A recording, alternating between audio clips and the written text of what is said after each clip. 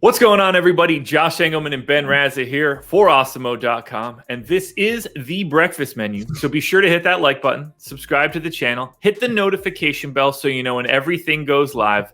I'm a little salty. I got jobbed yesterday. You're salty. Well, that's true. Cardinals blow the lead in the ninth, was looking at a W, didn't get it. 2, like the A's yesterday, my pitcher out. They bring in Paul Blackburn, who might be the worst pitcher in the league. Now another loss. So it's awful. I went 0 for 2. I got completely hosed. What say you? I mean, technically, potentially, if you bet the A's, if you went with must start, you would have got a push or void, obviously. I have nothing to say. Ohtani's great. We knew that. I'm not sad to lose that. He's a very impressive player, of course. Like, I knew it would feel really gross if the Orioles did what the Orioles do, and it did. They start off kind of good, and then they just lost 8-4, which for them is no joke. That snaps a streak of 13 straight games where they've given up 5 or more. No, they gave up 8 runs. See, I don't even know what I'm talking about. Everything continues. They're a disgrace. I'm not talking about them anymore, but it was worth it. I really like that line, and that's all we're trying to do. I'm splitting it today. Just fair warning. I've got one MMA, one MLB. I am also going to the split. And honestly, after yesterday's performance, you and I both deserve the Bs. Just so many Bs. This is just John Lester strikeout prop. It's one of the lowest on the board, but it kind of like over under sometimes in sports. It's like they can't set them low or high enough to like outliers. John Lester strikeout prop is 3.5. And I still lean under, as pathetic as that sounds. He struck out 2 batters in 3 of his last 4. He has a really low K per 9. It's a situation, the Brewers strike out, more than average, but it's nothing crazy where I'm going to overhaul. It's just simply a guy who's not going to K a lot of batters here. And I look at him, he's not going to throw a ton of pitches. He hasn't all year. He's not going super deep into games. The Brewers are a pretty sizable favorite. I see it north of -200. It doesn't mean he's going to get shelled. But again, all it means is that I don't see 4 or more strikeouts in the future here. There's -140s out there. There's -135s. I found a -128. So I'm going to say that Lester has another pedestrian outing, a certainly low strikeout total. So to win 1 strip of bacon, I'm not paying a ton of juice. It seems just like a very solid prop. Well, I hope he doesn't get shelled because I'm going back to the Cardinals. I'm trying to redeem myself for yesterday. So 1 strip of bacon, St. Louis Cardinals, but I'm taking the run and a half at +110. I wish I would have took that run line yesterday. I've got the Cardinals offense at 103, weighted runs created plus. Brewers, dead neutral at 100. John Lester is not great, 4.77 FIP in Steamer. Woodruff, on the other hand, very, very good. Absolute elite pitcher. 3.15 FIP in Steamer. I don't have anything else to say. He's just an ultra high-end arm. I've got this game at 4.4 runs, in fact, for Milwaukee, 3.5 for the Cardinals. So I don't think the gap between these teams is as big as the lines are showing. I thought about going back to the money line, which is as low as +170 and as high as +190, but I'm feeling a little bit of a sting from yesterday, so I'll happily take the extra run and a half and the plus money. So Cardinals +1.5, +110 for 1 strip of bacon. I didn't look at that in terms of the sides, but I will kind of give you, it did seem a little wide, like north of -200. That's a pretty big margin, and they are on the road, divisional game. I don't hate that, to be honest. I see what you did there. Let's hope that the Cardinals win, but maybe they win like a 15-13 mega shootout and Lester is out in the first inning. How's that sound? That's fine by me, man. Okay, good. Now, we go to MMA. Do you want to go first, being the resident MMA expert, or do you want me to go first? I'll go first.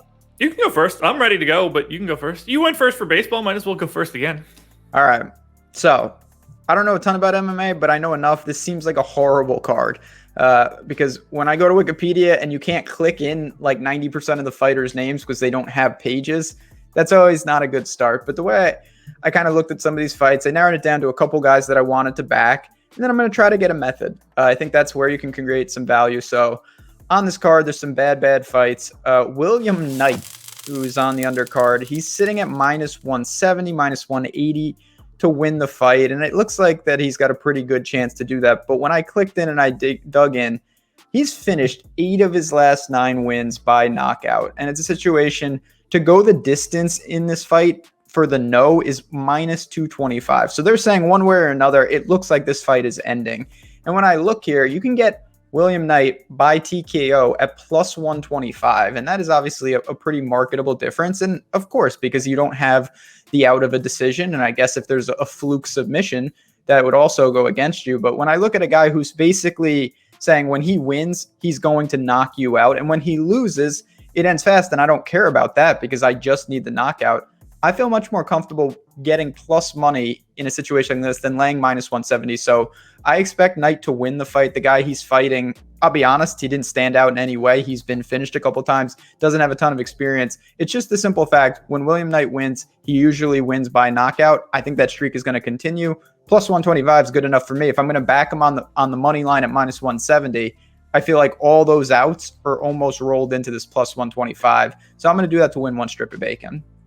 I don't have a take on the fight in particular, but I do like the grabbing the KO prop instead of just taking the outright. It's a little bit easier. Yeah, it just feels like, I almost do it like Venn diagrams, and almost all William Knight's wins are in the circle of TKO. Yeah, maybe there's a couple wins by decision and a couple wins by submission. If he loses the fight, I'm going to be glad that I backed this over his money line. And that's almost, I might say it's a win, but it kind of feels like that in a bizarro world. We are doing similar things, looking into a specific mode of victory. One strip of bacon here. This is a big one. Plus 410 for Kelvin Gastelum by decision. To me, this feels like the same guy fighting himself, just not necessarily from a style perspective, more about resumes. Both guys coming off of unanimous decision losses to Robert Whittaker. Prior to that, Kelvin Gastelum got subbed by Jack Hermansson. Jared Cannonier finished him in the second round, but the Hermansson sub was like a little fluky. It was super early in the fight. Was able to lock up, I believe it was a heel hook. Fighters are still dry at this point. It just worked out that way. Fight was over really quickly, but it's not as if like Gastelum took any damage. He just got caught in a flash sub. That's not going to be happening here. Prior to this, Jared Cannonier's only win since 2018 was against Anderson Silva. So, not all that interesting. Similarly, Kelvin Gastelum's only win since 2018 was against Ian Heinisch. So again, it's not like these guys have been beating anybody. They're basically like really good gatekeepers. Cannonier probably a little bit more of a future. I mean, Gastelum went the whole Magilla with Israel Adesanya and took like a pretty good beating. Had him go it was a close fight heading into the fifth. That's just how he sort of works. Anyway, 12 losses between both of these guys. 8 have come by decision. 2 sub losses for Gastelum, 2 KO losses for Cannonier. So they generally do lose by decision. And in a fight this close, I feel like I'm getting a fantastic number on Gastelum. I do slightly lean towards Jared Cannonier for this fight, but to get Gastelum at plus 410, I just don't expect him to finish him, but for him to win like a 3-2 decision doesn't seem all that crazy. And I'm getting major, major plus money on this outcome. He's plus 135 in the fight and plus 410 for decision. I don't really see him finishing him. I mean, I guess it could happen, but I actually like the idea of getting Gastelum in a decision because he's going to keep the pace going. This is a dude that throws a lot. And I like that if it happens to be close. If Gastelum's just going to be the aggressor, this feels like a really nice spot to steal a decision win. And at that number, I will happily take my chances. Yeah, I mean, obviously you want to shop around for those odds because that's a pretty big number. Yeah. And if you can find that out there, more power to you. Even if it drops, the reasoning you mentioned is sound. I don't mind that. That's obviously the marquee fight on the board here. Yeah. Okay. I like what we've done here. It's not, I'll be honest, not the best breakfast menu of all time, but you got the cards that you're dealt. It's not a marquee UFC fight, and baseball, can be a grind. Tomorrow, we have some special things on the breakfast menu. We're going to be talking a little more NFL. Season is rapidly approaching. I might give a college football take. Who knows? I might sprinkle that in as a little bonus content aside, as we used to call it. So we've got a lot coming up there. Any final thoughts on this Thursday edition of the breakfast menu? No, I mean, maybe tomorrow we can give our thoughts on The Wicker Man. If you watch it tonight, we'll see where that ends up. But I've got nothing else. We're going to talk. We got one more for the rest of this week. I'm feeling pretty good about that Whittaker pick. That one jumped out to me a lot.